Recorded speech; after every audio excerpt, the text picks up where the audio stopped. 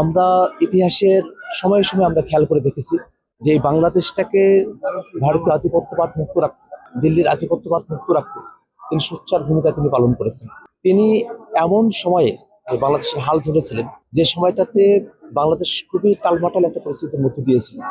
এবং সেই সময় থেকে বাংলাদেশকে যে একটা স্থিতিশীল রাজনীতি থেকে অগ্রসর করা, সেক্ষেত্রে তার ভূমিকা অগ্রগণ্য। তার শাসনামলের যে ভুল ত্রুটিগুলো রয়েছে তার বাইরে গিয়েও ব্যক্তি হিসেবে তিনি যে সজ্জন রাজনীতিবিদের গুণাবলী আমাদের কাছে পরিদর্শন করেছেন, বিশেষত তার অপোনেন্ট হিসেবে শেখ হাসিনা যেখানে অত্যন্ত কুরুচিপূর্ণ ভাষায় ব্যক্তি আক্রমণ করতেন, প্রতিশোধ পরায়ণ ছিলেন, ঠিক সেই জায়গাটাতে বেগম খালেদা জিয়া তিনি ছিলেন খুবই পরিমিতভাষী, এবং তিনি খুবই সজ্জন প্রকৃতির একটা রাজনীতি তিনি চর্চা করেছেন। আমরা তার মধ্যে স্বভাবতই বাংলাদেশের রাজনীতিতে যে প্রতিহিংসা পরায়ণতা দেখি, সেটা আমরা তার মধ্যে আমরা খেয়াল করিনি। এই প্রত্যেকটা গুণাবলী যার মধ্যে সন্নিবেশিত হয়েছিল, এবং যিনি আসলে তার আপোষহীনতার কারণেই এই দীর্ঘ সময় পর্যন্ত নির্যাতন নিপীড়ন সহ্য করেছেন। তাকে জেলে যেতে হয়েছে মিথ্যে মামলায়, তিনি জেলে খেটেছেন, এবং এটা খুবই এভিডেন্ট যে জেলখানায় তাকে শেষ করে দেওয়ার মতো সব ধরনের কূটকৌশলী সে সময়ের হাসিনা প্রশাসন তারা করেছিল। তারপরেও তিনি যে আপোষ না করে তিনি যে গণতন্ত্রের সংগ্রামকে তিনি জারি রাখলেন, তিনি যে 2014 সালেও একটা ডিসিশন নিলেন নির্বাচনে অংশগ্রহণ না করার, এবং এই আওয়ামী লীগকে টেস্ট করানোর জন্য, আওয়ামী লীগ যে আসলেই একটা গ্রহণযোগ্য নির্বাচন উপহার দিতে পারে না, সে কারণে যে 18 নির্বাচনে তার অংশগ্রহণ এবং পরবর্তীতে 24-এর ইলেকশনে বর্জন করার মতো মানসিকতা রাখা একটা রাজনৈতিক দলের জন্য তিনটা ইলেকশন সেটাকে আসলে বাইপাস করে যাওয়া, এটা সহজ এবং কোনোভাবেই এটা কোনো সহজতর সিদ্ধান্ত ছিল না। সেই সহজতর সিদ্ধান্ত নয়, এমন কঠিন একটা সিদ্ধান্ত তিনি গ্রহণ করতে পেরেছিলেন যে মানসিক শক্তির কারণে, সেটার কারণেই বাংলাদেশের মানুষেরা 24-এর অভ্যুত্থানের সময়টাতে এই আপোষহীনতার একটা শক্তি তারা পেয়েছিলেন। যদি আপোষকামী শক্তির মতো করে, যেমন জাতীয় পার্টি তারা যেভাবে আওয়ামী লীগের শাসনামলকে বৈধতা দিয়ে গেছে, যদি খালেদা জিয়ার নেতৃত্বাধীন বিএনপিও যদি সেই আপোষকামিতা পথটা সেই সময়টাতে বেছে নিত,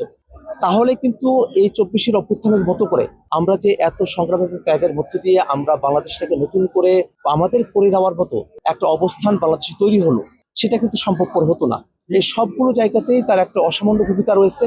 রাজনৈতিক জীবনে ভুল ত্রুটি মানুষের থাকবেই, রাষ্ট্র পরিচালনা করার ক্ষেত্রটাতেও অনেক ধরনের ব্যত্যয়, অনেক ধরনের ঘাটতির জায়গা থাকবেই, কিন্তু রাজনীতিতে সঠিক সিদ্ধান্ত গ্রহণ করা, বিশেষত ফেসিবাদের সময়কালে, এবং নিজের দল অস্তিত্বহীন হয়ে যেতে পারে এমন একটা সময়েও নিজে মারা যেতে পারেন, নিজে শেষ হয়ে যেতে পারেন, তাকে জেলখানায় পৌঁছেবর্তী হতে পারে এমন একটা সময়টাতেও যিনি এই সিদ্ধান্ত গ্রহণ করতে পেরেছিলেন, তার জন্য আমরা তার কাছে কৃতজ্ঞতা জানাই। আমি তার জানাজার দিনে উপস্থিত থাকতে পারি নাই, এবং সেদিন লাখো মানুষের সমাগমে দাঁড়িয়ে আল্লাহ রাব্বুল আলামিনের কাছে হাত তুলে দোয়া করতে পারি নাই। আমি ব্যক্তিগতভাবে সেদিন দোয়া করেছি, এবং আজকে ঢাকায় এসে আমি তার কবর জিয়ারত করেছি। আমি মনে করি যে বাংলাদেশের মানুষেরা, আমি দেখছি এখানে রাজনৈতিক মানুষেরা না, যারা হয়তো বিএনপি রাজনীতিও করেন না, কিন্তু সাধারণ মানুষ যারা এই 16টা বছর ধরে খালেদা জিয়ার সংগ্রামটা দেখেছেন, হয়তো যারা আমাদের মতো তরুণ না, যারা একটু প্রাজ্ঞ, তারা হয়তো অতীতের সংগ্রামটাও দেখেছেন, তারা যে সকলে আসছেন এবং তাদের শ্রদ্ধার বহিঃপ্রকাশ ঘটাচ্ছেন, এবং এখানে আমাদের বিশৃঙ্খলার মতো মানুষকে পড়তে হচ্ছে না, সকলে খুবই সুশৃঙ্খল ভাবে যে শ্রদ্ধা একজন রাজনীতিবিদ হিসেবে বিপদের সময়টাতেও দৃঢ়তা রক্ষা করা, এবং সমস্ত ঝুঁকি থাকা সত্ত্বেও আপোষহীনতাকে এবং দেশের স্বাধীনতা সার্বভৌমত্বকেই প্রধান করে দেখার যে মানসিকতা, সেটা যেন বাংলাদেশের সকল রাজনীতিবিদদের মধ্যে সঞ্চারিত হয়। এই গুণাবলী আমরা তার থেকে শিখতে পারি। আমরা তার থেকে শিখতে পারি কিভাবে এমন একজন নিষ্ঠুর, এমন একজন কটুভাষী একজন ব্যক্তির বিপরীতে দাঁড়িয়েও অত্যন্ত সজ্জন ভাষায় এবং প্রতিশোধ পরায়ণ না হয়েও রাজনীতিতে টিকে থাকা যায়, রাজনীতি করা যায়, এবং মানুষের শ্রদ্ধা ভালোবাসা নিয়ে শেষ দিন পর্যন্ত দেশের মাটিতে থেকে এই দেশেই জীবন দিয়ে দেশের মাটিতেই দেহ প্রশেষ রেখে মানুষের কাছে অমর হয়ে থাকা যায়। তেমন গুণাবলীগুলো আমরা তার থেকে শিখতে পারি।